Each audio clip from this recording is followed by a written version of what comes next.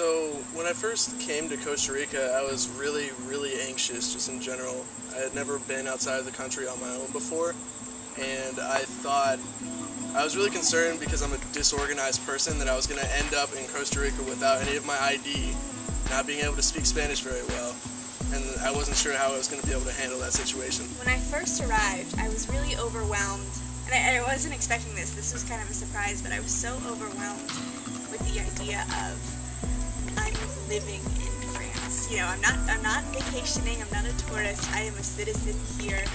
These streets are going to be my streets soon. I'm going to get to know this bakery. I was so overwhelmed with how excited I was to be living in the place. Getting to Indonesia was interesting because that was the first time that I'd ever really been the only American around. So at first that was pretty terrifying and it felt like a lot of responsibility being a representative of my country like that, but it ended up feeling really cool.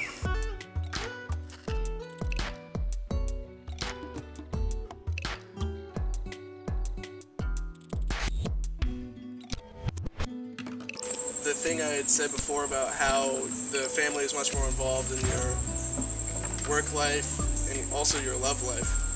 So I didn't realize this at the time, but when I was visiting with extended members of family and friends, apparently I was checking someone out without noticing it, but my parents immediately picked up on that, asked me what I thought about that person, and when I said that I thought she was cute, they called her almost instantaneously, and I ended up in a conversation with this person and had to explain to them that that wasn't really what I was looking for in my study abroad experience, was to get into that sort of relationship. That turned awkward really quickly. Well, there's one distinct time. I lived with different homestay families throughout my semester abroad, and one of the homestay families lived in a village, and we went to a church service in a little hut that was obviously not air conditioned, and the service lasted 3 hours, and it was dancing and singing, very warm and energetic, and a great experience, kind of exhausting, but we got out of that service all like excited about it but ready to be done, and we were told we were going to walk another 2 miles to another church service in another hut with another 50 people packed into a little hut. And we did that, sat through another, or danced through another 3-hour service, and we were told we were going to another one after that, another mile away. And for that one, I think part of being able to adjust is realizing, like, yes, do it for a while, but it's okay, you can't do it any longer. Well, one of the hardest things for me to get used to was actually something, a cultural difference that I knew that I was going to have to deal with, and that was les bises, which are the French cheek kisses. And they're for friends, they're for family, they're for people you meet for the first time, and it's always a little awkward. Do you do the right cheek first, the left cheek first? Depending on where you are in France, it's 2 kisses, 3 kisses, 4 kisses, so just getting used to that was a challenge.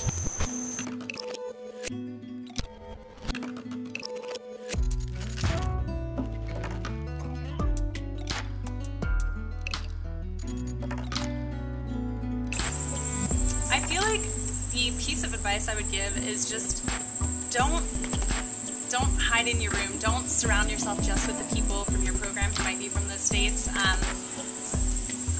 What I loved about my program was it focused on homestay and cultural immersion. So you weren't just living with the family. I would highly recommend a homestay program if you can.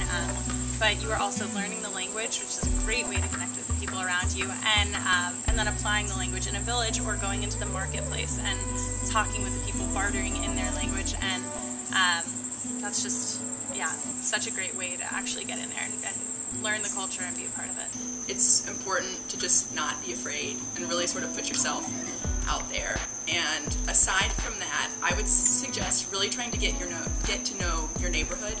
Try to familiarize yourself with, like where I was in France, the bakeries nearby, the grocery stores, and don't be afraid to kind of strike up small talk with people, because the more you can develop sort of a rapport and kind of make your experiences familiar, the more you'll start to feel comfortable.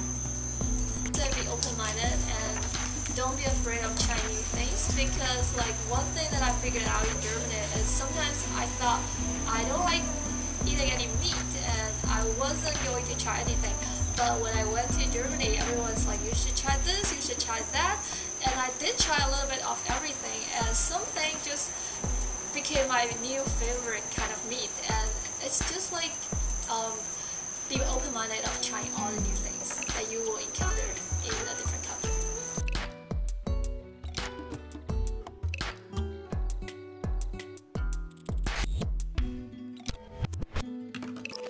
The moment when I felt most adjusted in Costa Rica was when I was sitting on the couch, watching a telenovela, understanding all of it, and then in addition to that, all of the cross-chatter between my family I was also getting. I just completely understood everything that was happening on a linguistic level in this one room of this one house in Costa Rica. And that was when I felt at home.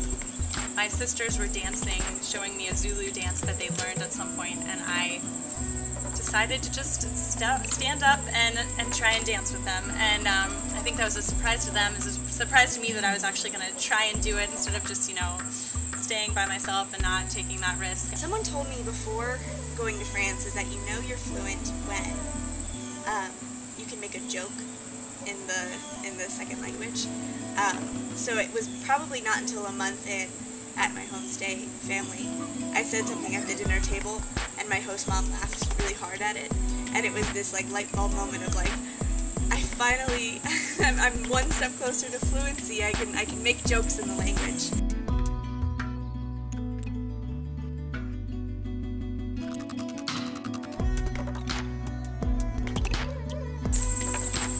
I would say the biggest part of the reverse culture shock was just how impersonal living in the States is.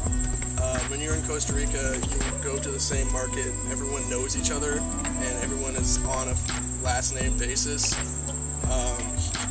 I had to go to Costa Rica to come to this realization, but you can spend an entire day in the United States buying groceries, going to movies and doing entertaining things, and not meet anyone or talk to anyone. And in Costa Rica, that would be incredibly strange. I had really mixed emotions coming back to the U.S. because part of me was really excited to get back to my friends and family, but I also really didn't want to leave Spain. And when I got back, it was great. I was really happy to see my friends, and they were all really excited to see me and hear about my trip and see pictures, but it was a little bit difficult, I guess, to relate to everybody because I went abroad earlier on. I went abroad second year, so none of my other friends had been abroad yet, so they couldn't quite relate to what I had been through. So I found resources in the study abroad was really useful because it gave me outlets to other people that had experienced what I had experienced. I don't think I experienced reverse culture shock coming back to the U.S. I definitely realized there were differences in just how things operated here versus in Scotland. I think more than anything, I just felt really depressed that I couldn't have stayed longer because I did have such a great time and I did meet such wonderful people that I wish I could have prolonged my stay. Coming back to UVA after about 8 months abroad was actually more difficult than I thought that it was going to be, just because I always wanted to share everything with all my friends, but not everybody could really relate, and eventually I sort of learned that there were some things that I could just keep to myself and use to reflect personally, and some things I could talk to parents about, and some things I could talk to other teachers about, and it provided a cool opportunity to get to know other international students and other people who had studied abroad who really could relate to my experiences. So it's broadened my horizons a lot back at UVA.